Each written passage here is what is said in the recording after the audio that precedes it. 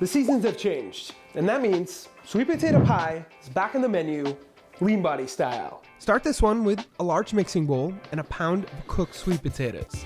I quickly prepare mine by hitting them with a fork, microwaving them for around 8 to 12 minutes depending on their size.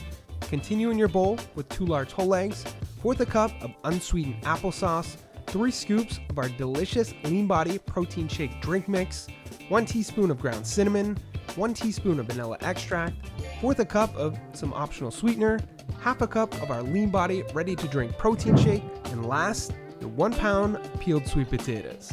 Mix everything together until your mix is smooth. Next, take out a pie dish, or if you can afford the carbs, a healthier pre-made pie crust. Pour your mix in and top it with a little optional cinnamon sugar. Put your pie into the oven on 350 around 45 to 50 minutes, or until it looks like this.